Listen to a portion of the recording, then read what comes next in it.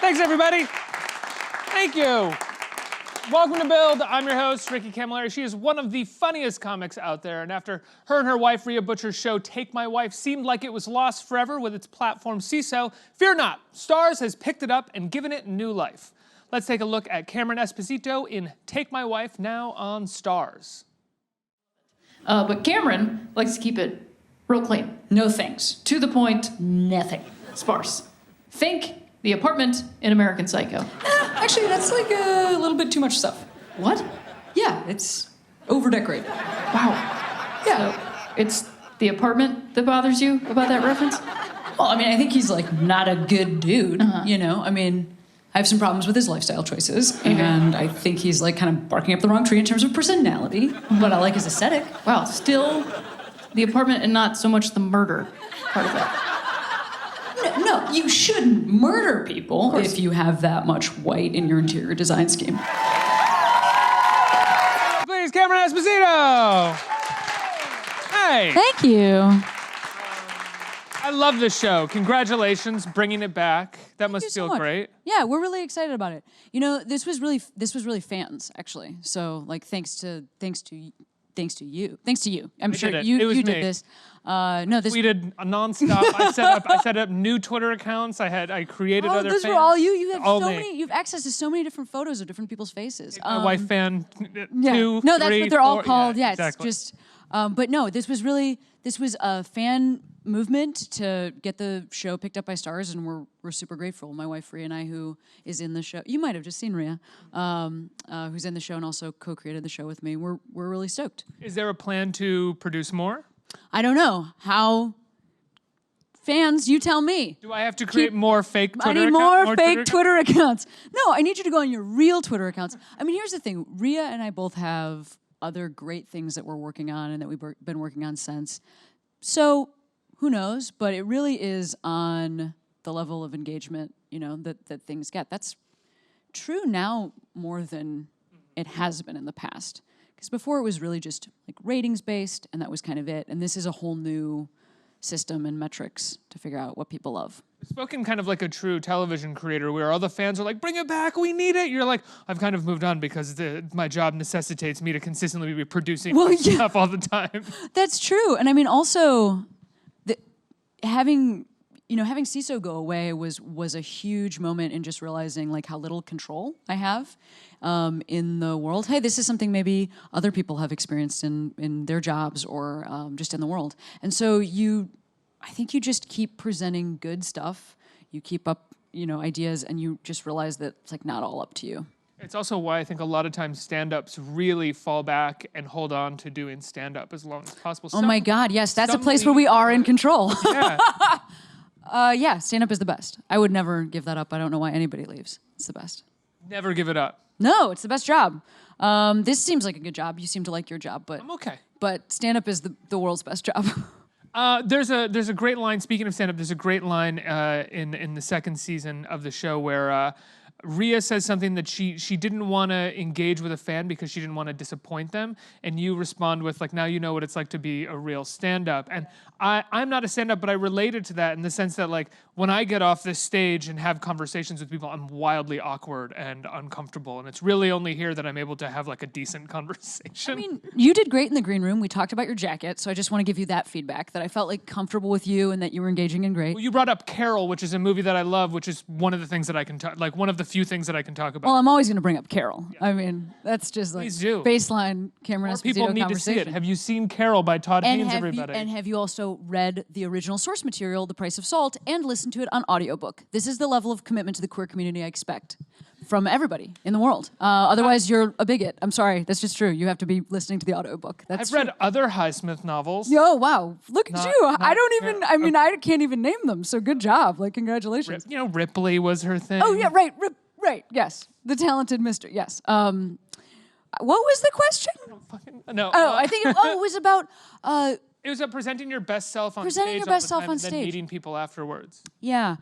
I mean, I'm an introvert, which people are often surprised about because of the job that I chose, but I am, and I'm really comfortable in like a dinner party situation where I can kind of talk to everybody individually, or I'm really comfortable in front of like 3,000 people talking to them.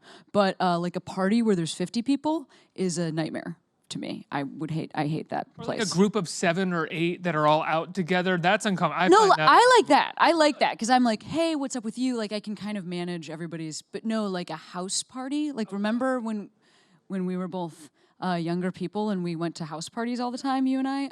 That was terrible. I'm really glad I don't have to do that. Emma and I used to just go to house parties. Constant Like we were house big. parties. Yeah, we were like house party connoisseurs. We just looked for them. Well, what I do when I go to a house party is I make sure to know where the back door is so that I can walk just directly through the house and leave immediately and not stay even for a second. But that I've made an appearance. They were like, oh, she was here.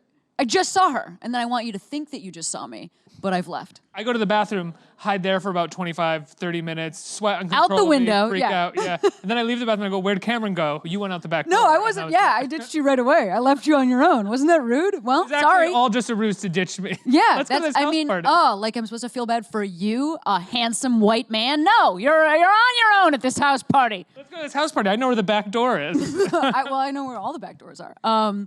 That was a sex joke. Yeah. It was a sex joke. I'm glad that you followed up my accidental sex joke with a real sex joke. And then I said that because it was a sex joke so that everybody knew that it was one. Anyway. we're all confused for a minute. Going, are they intentionally doing? And then I'm like, backdoor oh sex yeah, no, jokes? we aren't. I want the audience to feel included. That's kind of how I. So currently, there are no plans to do another season of Take My Wife. Currently, no right? plans. Yeah, that's true. But so let's talk about like what we were able to do with this second season that was amazing.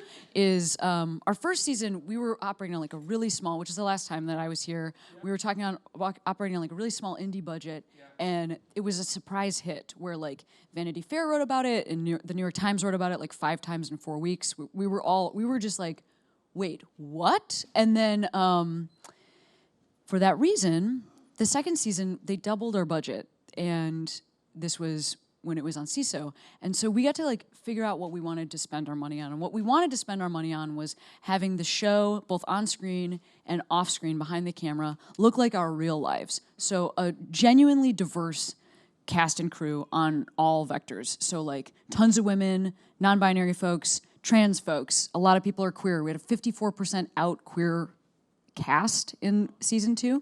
And then there also are like a ton of straight people, because it turns out I also know like a ton of straight people. You're in comedy. Yeah, I'm in comedy. There's a couple around. And also working really hard to make sure that when we were talking about women, that was women of color also. So like we improved our numbers on every vector that we set out. We improved our numbers, and our numbers are really great.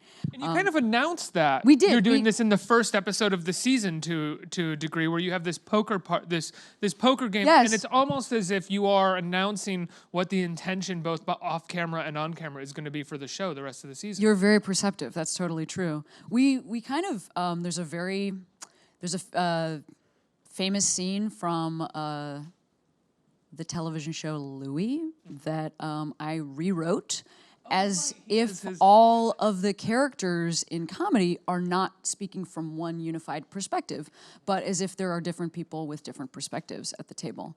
And I mean, I literally wrote that on purpose so that we know, like, this is a field that's dominated by dudes and by straight white dudes, but You wrote that it's not exclusively. as a kind of commentary on Louis, or at least a response to. Oh man, this is the first time I'm going to talk about that. Yeah. Wow. Yeah, because it's a scene that talks a lot about a character uses the F word that's in that scene, in the scene of Louis. That's right. A character uses the F word that's a gay slur, like kind of flippantly, and then gets permission from a lot of other straight people that's okay.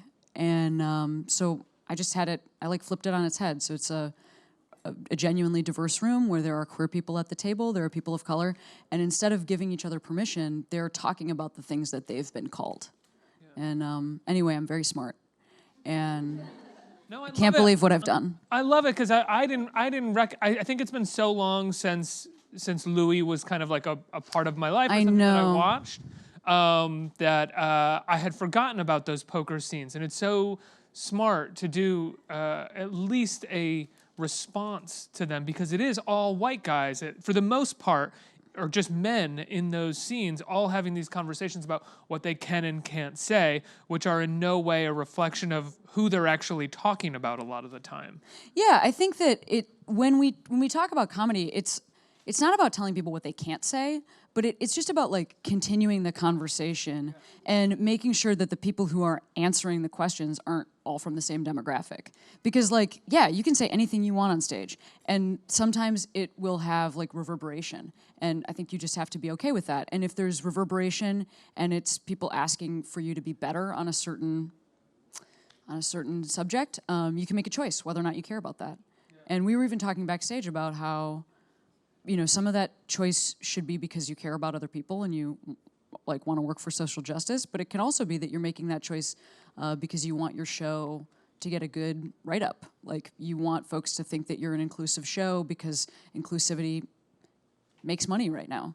And neither of those are bad things. Like you can come in and you can care about social justice, and you can come in and you can care about money, and I think you can make the same choice and do the same thing. Yeah, I think there is what you're referencing, or what we were talking about, is a sequence in the show where a male comic uses the slur, the F slur, on stage, and you ask him not to do it by sort of telling him how much it hurts you and the history of that word and what that's like. And his response is, "It's a joke, get over it." And then another male comic says to him, "It's lazy writing." And he's like, "Oh, I'll cut it right away." Yeah. Which I do love, but there is something, what I think it highlights, I mean, as a straight white man who's had moments of being like, I'm not reflecting on this well enough, or I'm not hearing what people are telling me, I related to all of the perspectives in that situation, which I thought was really smart. Yeah, thanks. I mean, I relate to all of those perspectives too, because I'm a comic and I get a lot of feedback, and I hate to get feedback because it sucks to have somebody say something negative about your art or to ask for growth. Like that just feels bad as a person. You're like, oh man, I'm not on top of my game. I thought I was on top of my game. But it was important to us to show like, hey, there are like real world consequences to like words that you use and jokes that you tell. Like they can feel really bad to people, and that's real. And then also, like, don't you want to be the kind of comic that challenges themselves constantly? Like, don't you want to be a better joke writer than using buzzwords that get a laugh because they are taboo or because they're hurtful? And so, like, work on both of those levels. Like, be a good person if you want, or just focus on being a good comic. But either way, you should be on the same path. Yeah. And I imagine with comics, too, specifically with male comics, so much of it comes from the place of like a 13, 14-year-old all the time, and all of that. Oh my God, we're like, all 13 and 14-year-olds, yes, regardless of our job and our gender and everything else. I mean, we're living out the traumas of our 13-year-old years for the rest of our lives. and trying to get away with the little things that we couldn't get away with then, like, you know. Like, yeah, well, I mean, humor, like the whole reason anybody is funny, humor is a coping mechanism. So like if somebody's gonna harm you or tease you or whatever, you get out in front of it. You make them comfortable. Like you don't have to make fun of me for being like a weird chubby gay kid with a bowl cut and crossed eyes. Not that there's any specificity to my story, but because I'm gonna laugh at myself. I'm gonna make you laugh at me. So you can't take me down, and that's what humor is used for. So like, of course, anybody that's a comic is somebody who felt like a weirdo at 13. It's just that for some of those people, the names that they were called then turned out to be true. And so how does that differentiate the relationship of that person to that word? Like, I'm sorry if somebody called you a terrible thing when you were growing up, but like, especially if it's something like a gay slur, it's like, well, I am gay. So that trauma might have been localized for you, but it's what I live every day of my life. So was a part of Take My Wife and the impetus behind it sort of writing these feelings and writing about this world while existing at the same time within comedy, which is so often a world that pushes against talking about the emotional implications of trauma in words like this? Oh my God. Well, I first of all don't find that to be true. Comics love to talk about trauma. That is actually true. Yes, like you're between right. You're like like amongst themselves. I think that the impetus for the show was, well, it was twofold. You know, I really created the show with my real wife, and still to this, like, there is not another Still show. married. Like, we're still married. Oh my God, can you believe it? No, there's not another show that's ever been created by two out queer people, married or not. Like, that's number one, true. And then number two, the fact that we really are a queer couple, and then we played a really queer couple.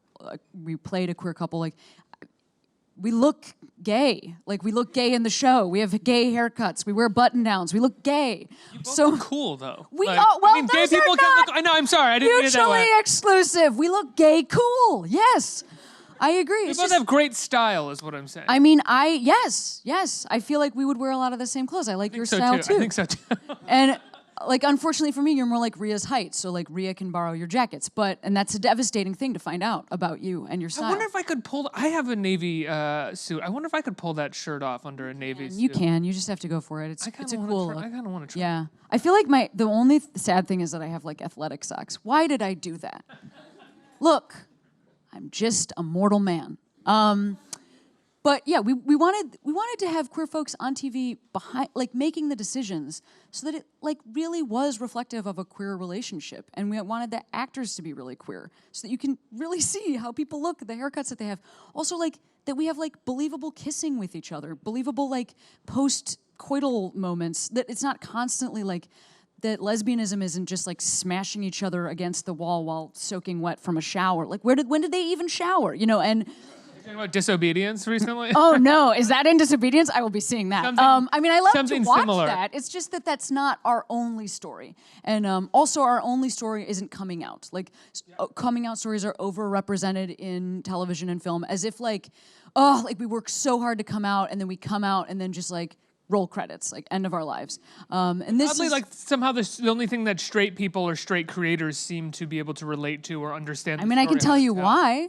Please do. Because straight people are centered in those stories. When you hear coming out stories, the number one question that people ask is, how did your parents take it? That's the number one question. That has nothing to do with the queer person. Like, I mean, I can tell you my parents didn't take it well, and it was really hard, and then they came around, and my dad sang at my wedding, and it was amazing. Like, those are true things from my life.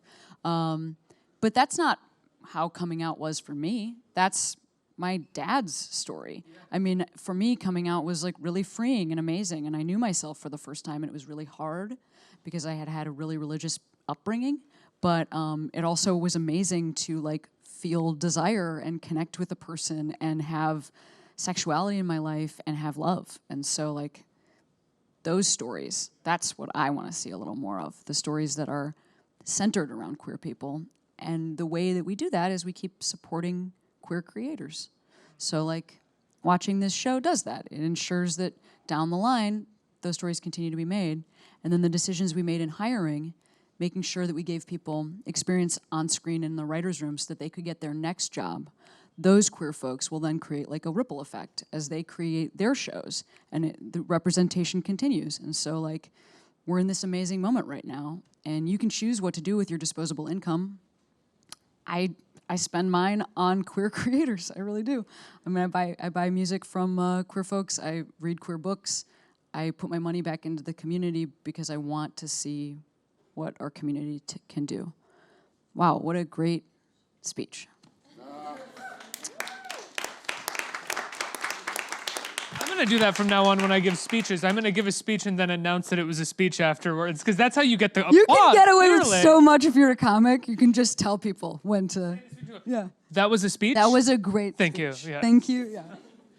What was the writing process like for you and Rhea going into this? Is it just you and Rhea writing all of it? No, or? that's a great question. Yeah, we had a room full of people that had to like hear our personal what I'm stories wa- yeah, and then turn them into, imagine if this is your job. Like, we had to just tell them stories about our lives, and then we had to fictionalize it. But I mean, it's like days of us just being like, and then, I mean, it's like a really weird. Standing in front of a group of writers, Yes. and then one time she did this, and I was like, oh. I know.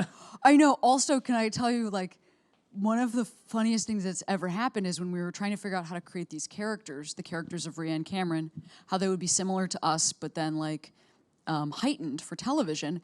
Like our writers had to describe these characters. These are their bosses, you know. And my character is like kind of like flighty, aggressive, demanding, like kind of a jerk, like real flirty, you know. So like the people that I hired have to say to my face, and using the one thing that you do is you use the character's name, not your. So they're not like you're name. flirty, but they're definitely like, one thing I hate about Cameron is that she's very bossy, and I'm just sitting there like, I agree, what a jerk. But yeah, that's one of the weird things when you make a television show about your life that nobody tells you. Did you know some of those things about yourself going into it that you had written down? I mean, we all can I feel like when we tell stories about ourselves, we heighten things to make the story better. And one of the things that I often heighten is me at my worst or things that I've done horribly because it's funnier to hear a story that way and to tell it that way. Yeah, I mean, I think that's What you do as a comic too. Yeah, I think that's really true. It is like hyperbole serves you, but also, I mean, something that unintentionally happened in the show that I actually think is really beautiful is I just am a more talkative person than Rhea, and so for that reason, there were a few more pitches of mine were just heard in the room. Rhea's like more calming energy, and leads in a different way. So when I watched the show, like, it really is kind of like a love letter to Rhea. I mean, Rhea has the biggest arcs, and Rhea's character grows the most and goes through the most. And it's kind of because it's like I was in the room talking about them. I was in the room talking about my wife and what I like about that person, and then it made its way into the show. I even sort of read people reading reviews that talked about how sweet it is toward that character, and I was like, oh, I guess I like love my wife, and that accidentally crept into a television show. That's really nice. Yeah, it's cute. Yeah. Do you think that also has to do with the dynamic of her character is kind of still on the rise in comedy and making her a bit of an underdog compared to your character? Yeah, and I mean, first I'm just gonna say, and this is a great way to do this, so no like shade. Rhea identifies as non-binary, so is using they now. So no, you don't have to see how this is. We have to learn how to like talk about this. So like you used her, I'm gonna say they, and we're gonna move on from there. Isn't that easy? It was easy. No harm even done. But yeah, Rhea's character has the biggest growth arc because they're the underdog in the story. And Cameron is like an established comic, Rhea's a newer comic, and we see Rhea's growth is really huge throughout the story. And that's actually from our real lives. It's something I got to watch because when Rhea and I first met, we almost had like sort of a mentor relationship, which definitely makes our marriage, inappropriate and disgusting. But you're not my mentor anymore. But yeah, no, I knew that like from the first time I saw Rhea perform as a comic, this was a talented person that I wanted to work with. And I didn't know that we were going to end up being married, but I've believed in them as a comic the whole way. And that's what this show is about too, is folks finding talent in each other. And it's also about having a family business. I mean, I think there's a lot of different ways that you could find an entry point, even if you don't happen to be queer, or even if you don't happen to be a comic, or even if you don't happen to have great suits. What'd be so interesting about doing another season of Take My Wife is that eventually, and I'm sure you've already done this a little bit, but you're going to have to find storylines that completely divert from your life and almost like how you feel personally in a way. I'm sure that eventually it'd be like you have to take them on some kind of adventure that is like very far away from something that you've done. Yeah, that's true. I'm currently working on a couple other things where I also am mining my own experience, and they're all pretty sectioned off right now. So like I have like, here's my show about this time, here's this thing about this, here's whatever. Eventually I'm going to run out of my own experiences. So I'm very curious as to see what happens then. But what I hope is that that I am partnering with other creators to tell their experiences and to bring their vision onto the screen. Let's get some questions from our audience. Who's a question? Hi. Hi. Hello. Hello. What are some comedians, like up-and-coming comedians, that you're really looking for, like keeping an eye on? Oh man, that's such a good question, and like how humiliating if I don't come up with like the perfect list, right? We can talk only in Take My Wife terms because there's so many comics to choose from. One thing we were able to do in the second season was we really chose to focus on some comics who you haven't maybe seen on television a lot, but who I think are really talented, and they're in the season. So Riley Silverman, who's an awesome comic, Irene Tu, who's an awesome comic, Brittany Nichols, and Zeke Nicholson. All of the folks that I just named are on some vector not identified only as straight white men. And I mean, there's at least 4 of them you could find and fall in love with just from watching one episode 205 alone would give you access to all those comics. But that's something we really deliberately tried to do, was cast comics to play comics and try to have those be folks who don't usually get maybe the same shot at the same time in their career. I find that if you're from an underrepresented group, it just tends to take a little longer. It's not that you don't get there. And then when you get there real hard. Like Tiffany Haddish, for instance. Yeah. She got there real hard. And like, congrats to her, because that's a lot of work. She'd been working at it for a while, and then when it hit, it hit. Oh, yeah. I mean, that's somebody who's been working in clubs for, I mean, I don't even know like, I'm just going to guess, like 15 years or whatever. I mean, that she is not new. She is ready, right? That's like why her whole thing is like, she ready, and it's really like, she ready because she worked her ass off. Yeah. Yeah. I think it's time for one more. Right here. Hi, we're going to take a question from an online viewer. Sam wants to know, do you think network TV should take more chances and pick up LGBTQ-centric pilots? And do you think that they'll resonate on networks like ABC since they've been really diverse with their programming? Oh, well. It's really nice to see your words. Yes. Yeah, of course. Yes, networks should take more chances and pick up LGBT-centric pilots. 100%. I mean, I think that we're number one, you should buy them all from me. No, you should buy them from many different people and really spread the money around, and then we take over. One thing that I will tell you is that our show had enormous fan engagement. Season 2 was released on iTunes first before it was on STARZ, and with no PR, with no marketing push, it hit #1 on iTunes for 2 weeks. Seasons 2 and Season 1 were #1 on iTunes. Literally off of the power of Rhea and I tweeting about it. And we went up against shows like literally Atlanta on FX, which is one of the greatest shows on television, and which has a huge marketing budget behind it. And for like a couple of weeks, we were beating Atlanta. And I'm not saying that, but like, honestly, like, Donald, like, congratulations, like, no shade, you're doing great, you don't need it, like, you know this. Congrats on Star Wars. But that just shows how hungry folks are. And by the way, Atlanta, also about an underrepresented and underserved community. So like, those were the top 3 shows. Like, if you, like I said earlier, if this doesn't move your heart, like, know that you will make money. These groups are waiting to spend money on stuff that they can really relate to. Like, so do you want to make money? Make that show. I'll sell it to you. Cameron, congratulations on Take My Wife being on STARZ. Thank you so much. People can check it out now, right? Yeah, it's on STARZ. Demand. Seasons 1 and 2 are on STARZ, and enjoy it. I'm sure you're performing around these days as well. People can check you out. I am. I'm going to do like a big fall tour that the dates haven't been fully announced yet, but I'm really excited about that. And until then, I have a podcast called Put Your Hands Together that I co-host with Rhea. And so if you want to hear our stand-up, literally we put it out on a weekly basis. Cameron Esposito, everybody, let's hear it. Thanks.